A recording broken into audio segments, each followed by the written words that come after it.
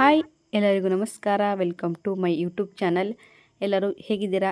ಚೆನ್ನಾಗಿದ್ದೀರಾ ಅಂತ ಭಾವಿಸ್ಕೊಂಡು ಇವತ್ತಿನ ವಿಡಿಯೋನ ಸ್ಟಾರ್ಟ್ ಮಾಡ್ತಾ ಇದ್ದೀನಿ.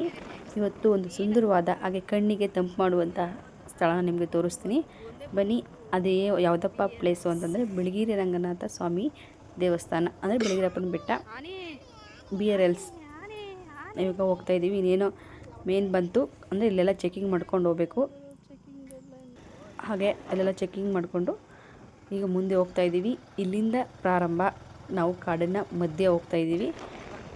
ನೋಡಿ ಎಷ್ಟು ಚೆನ್ನಾಗಿದೆ ಅಂತಂದರೆ ಇದನ್ನು ನಾವು ಮಳೆಗಾಲದಲ್ಲಿ ನೋಡಿದ್ರೇ ತುಂಬಾ ಚೆನ್ನಾಗಿರುತ್ತೆ.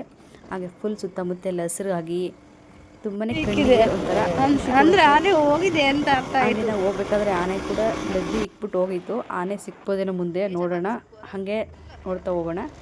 ಬೆಳಗಿನ ಜಾವ ಆಗೋದ್ರಿಂದ ಆನೆಗಳು ಸಿಕ್ಬೋದೇನೋ, ಅದಕ್ಕೆ ನಿಧಾನವಾಗಿ ಹೋಗ್ತಾ ಇದ್ದೀವಿ. ಆನೆಗಳೆಲ್ಲರೂ ಇರುತ್ತೆ ಈ ಜಾಗದಲ್ಲಿ, ಆನೆಗಳು ಓಡಾಡೋದು ಜಾಸ್ತಿ, ಅದಕ್ಕೋಸ್ಕರ ನಿಧಾನವಾಗಿ ಹೋಗ್ತಾ ಇದ್ದೀವಿ. ಎಲ್ಲರೂ ಆನೆ ಇದ್ದರೆ ವಿಡಿಯೋ ಮಾಡಿ ತೋರಿಸೋಣ ಅಂದ್ಬಿಟ್ಟು.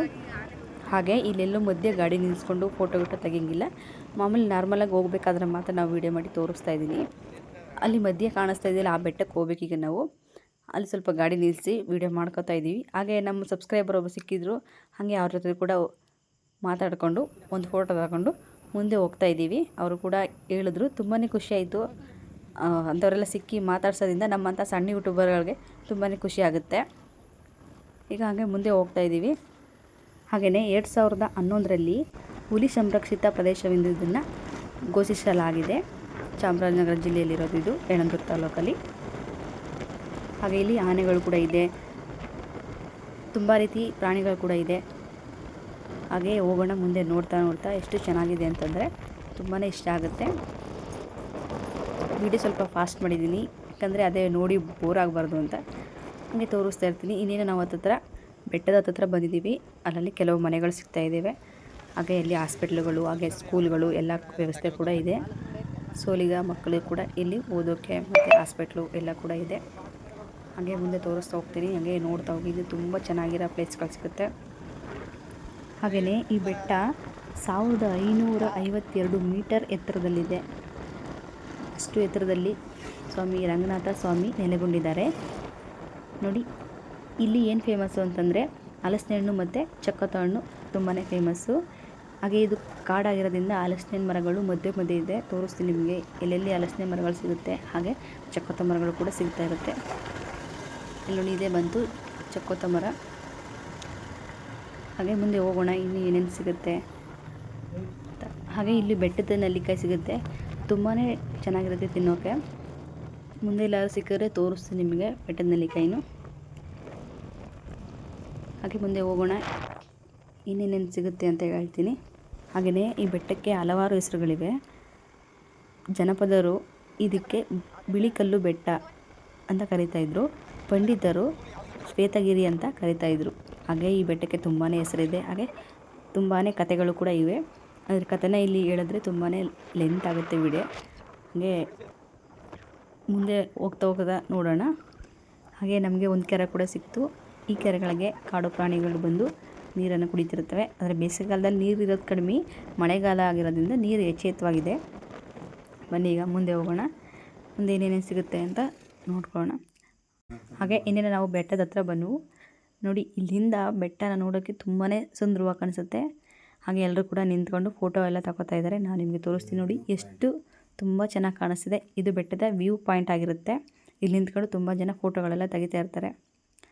ಹಾಗೆ ಈಗ ನಾವು ಗಾಡಿನ ಪಾರ್ಕ್ ಮಾಡಿಬಿಟ್ಟು ಈಗ ಟೆಂಪಲ್ ಹತ್ರ ಹೋಗ್ತಾ ಇದ್ದೀವಿ.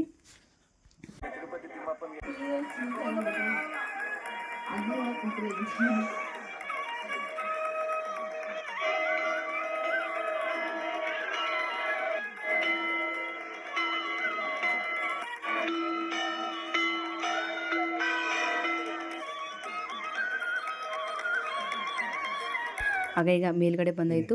ಇದು ಮುಂದ್ಗಡೆ ಇರೋದು, ಸ್ವಲ್ಪ ರಶ್ ಇರೋದ್ರಿಂದ ಇವತ್ತು ನಾವು ಹಿಂದುಗಡೆಯಿಂದ ಹೋಗಬೇಕು, ಯಾಕಂದರೆ ಕ್ಯೂ ಅಷ್ಟೊಂದು ದೂರ ಇದೆ. ಹಾಗೆ ಇಲ್ಲೆಲ್ಲ ಕೈ ಮುಗ್ಕೊಂಡು ನನ್ನ ಮಗಳು ತೋರಿಸ್ಕೊಂಡು ಹಂಗೆ ಕರ್ಕೊಂಡು ಹೋಗ್ತಾ ಇದ್ದೀನಿ. ನೋಡಿ ಎಲ್ಲಿ ತನಕ ಕ್ಯೂ ನಿಂತಿದೆ ಅಂತಂದರೆ ಇಲ್ಲಿ ತನಕ ಫುಲ್ಲು ರಶ್ ಆಗಿದೆ ಇವತ್ತು, ಸಂಡೇ ಆಗಿರೋದ್ರಿಂದ. ಹಾಗೆಯೇ ನಾವು ಈಗ ಪೂಜೆನ ಮಾಡ್ಸೋಕೆ ಹೋಗ್ತಾ ಇದ್ದೀವಿ, ಅಂದರೆ ದೇವ್ರು ನೋಡೋಕೆ ಹೋಗ್ತಾ ಇದ್ದೀವಿ. ಅಲ್ಲಿ ಒಳಗಡೆ ಎಲ್ಲೂ ವೀಡಿಯೋ ಮಾಡೋಂಗಿಲ್ಲ, ಅದಕ್ಕೋಸ್ಕರ ಏನೂ ವೀಡಿಯೋ ಮಾಡಿಲ್ಲ. ಈಗ ದೇವರೆಲ್ಲ ನೋಡಿಕೊಂಡು ಒಂದ್ಗಳ ಕೂತಿದ್ದು ಹೋಗೋಣ ಅಂದ್ಕೊಂಡು ಈ ಕಡೆ ಬಂದಿದ್ದೀವಿ. ನೋಡಿ ಇಲ್ಲಿ ಎಷ್ಟು ಚೆನ್ನಾಗಿದೆ ಅಂತಂದರೆ ತುಂಬಾ ಚೆನ್ನಾಗಿರುತ್ತೆ. ಇಲ್ಲೊಂದು ವ್ಯೂ ಪಾಯಿಂಟ್ ಇರುತ್ತೆ. ಹಾಗೆ ಸುತ್ತಮುತ್ತ ಎಲ್ಲ ಫೋಟೋ ತಗೊಳ್ತಾ ಇರ್ತಾರೆ. ಎಷ್ಟು ಜನ ಇರ್ತಾರೆ ನೋಡಿ. ಇಲ್ಲೇನೋ ಊಟನೂ ಕೂಡ ಕೊಡ್ತಾರೆ. ಕ್ಯೂವಲ್ಲಿ ನಿಂತಿರಬೇಕು. ಹಾಗೆ ಇಲ್ಲಿಂದ ಬೆಟ್ಟ ನೋಡ್ತಾ ಇದ್ದಾರೆ ಎಷ್ಟು ಚೆನ್ನಾಗಿ ಕಾಣಿಸುತ್ತೆ ನೋಡಿ. ಸುತ್ತಮುತ್ತ ಬೆಟ್ಟಗಳಿದೆ. ಹಾಗೆ ಬೆಟ್ಟಗಳು ಮೋಡಕ್ಕೆ ಟಚ್ ಆಗೋ ರೀತಿ ಕಾಣಿಸ್ತಾ ಇರುತ್ತೆ. ಹಾಗೆ ಇದನ್ನು ಬೆಳಗಿನ ಜಾವ 5 ಗಂಟೆಯಿಂದ 6 ಗಂಟೆವರೆಗೂ ನೋಡಿದ್ರೆ ಈ ಜಾಗ ತುಂಬಾ ಚೆನ್ನಾಗಿ ಕಾಣಿಸುತ್ತೆ. ಹಾಗೆ ಈಗ ಊಟ ಕೂಡ ಮಾಡ್ಕೊತಿದ್ವಿ.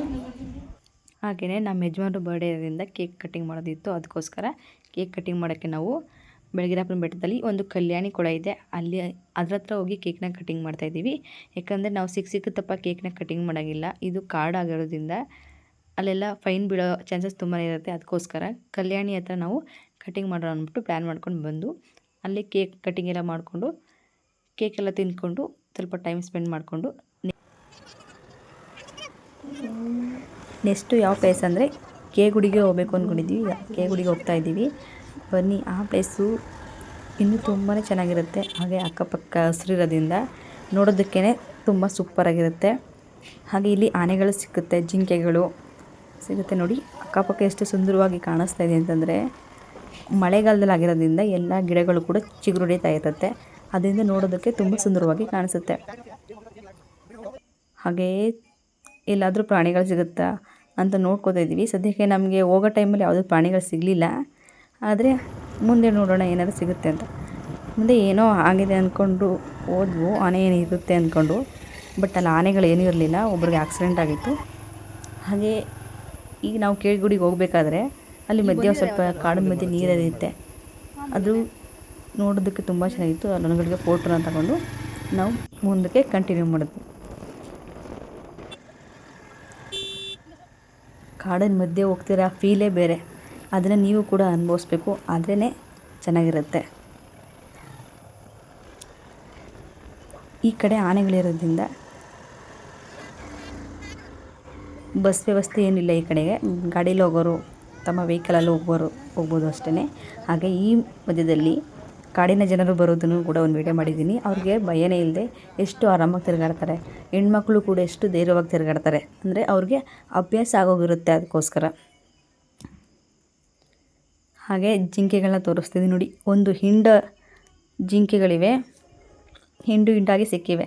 ಎಷ್ಟೊಂದು ಜಿಂಕೆಗಳಿವೆ ನಿಮಗೆ ತೋರಿಸ್ತಾ ಇದ್ದೀನಿ. ಇಲ್ಲಿ ವಿಡಿಯೋ ಮಾಡ್ಕೋತಾ ಇದ್ದೀನಿ.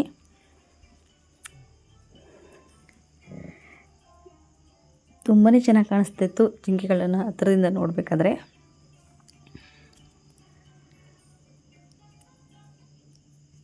ಅವು ಯಾವುದೇ ವೆಹಿಕಲ್ಗಳು ಕೂಡ ಏನೂ ತೊಂದರೆನ ಮಾಡಲ್ಲ. ಅವ್ರ ಪಾಡಿಗೆ ಅವು ಆಹಾರನ ಹುಡ್ಕೋತಾ ಇರ್ತವೆ ಅಷ್ಟೇ. ಹಾಗೆ ಇಲ್ಲಿ ಎಲ್ಲಿದ್ದೀವಿ ಕೆ ಗುಡಿ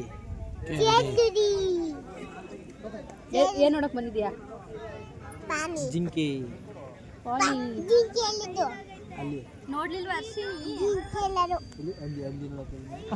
ಹಾಗೆ ಇದೆಲ್ಲ ಮುಗಿಸ್ಕೊಂಡು ಕಾಡಿನ ಮಧ್ಯದಲ್ಲಿ ನೀರಿನ ಶಬ್ದನ ಕೇಳಿಸ್ಕೊಳ್ಳಿ. ತುಂಬಾ ಚೆನ್ನಾಗಿರುತ್ತೆ.